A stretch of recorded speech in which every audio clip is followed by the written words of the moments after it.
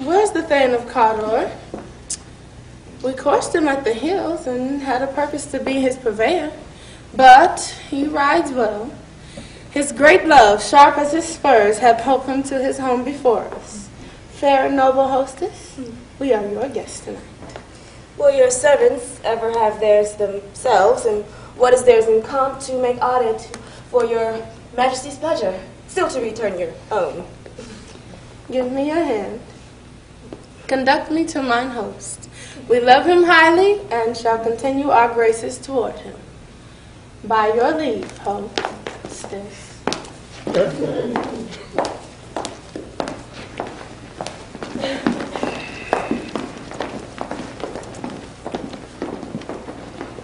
If it were done, when 'tis done, then 'twere well it were done quickly. If the assassination could trammel up the consequence and catch with his Circe's success, that but this blow might be the be-all and the end-all here.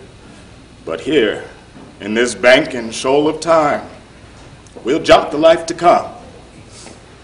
But in these cases, we still have judgment here, that we but teach bloody instruction, which being taught, returned to plague the inventor. This even-handed justice commands the ingredients of the poison chalice to our own lips even so. He's here in double trust.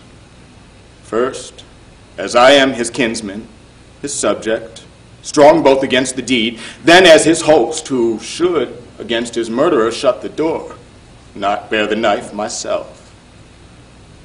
Besides, this Duncan hath borne his faculties so meek, hath been so clear in his great office, that his virtues shall plead like angels trumpet-tongued against the deep damnation of his taking off, and pity, like a naked newborn babe striding the blast, or heaven's cherubim, horsed in sightless couriers of the air, shall blow the deed in every eye, that tears shall drown the wind.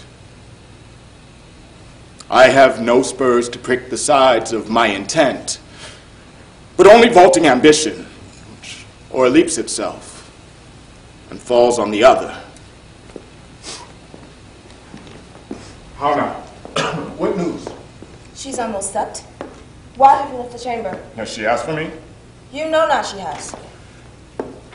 We'll proceed in this business no further.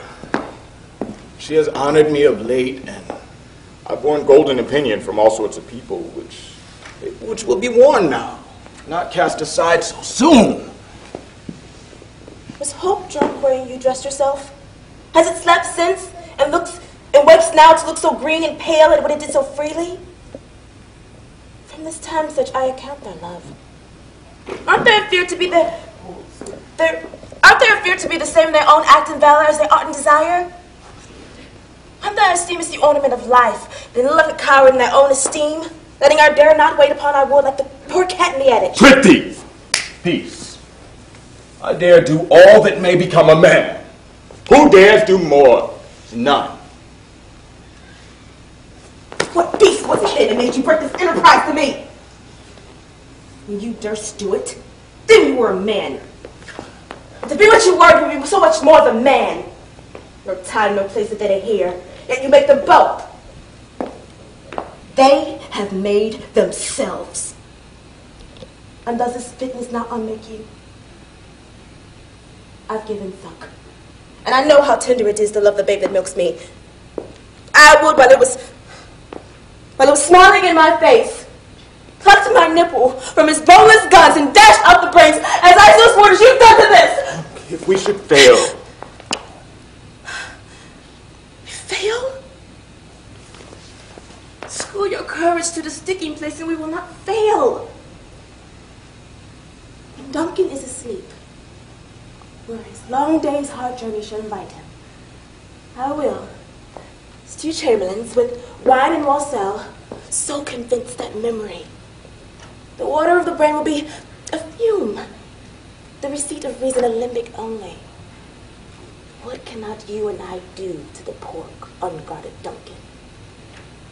What could we not put upon his spongy officers who will bear the guilt of our great quell?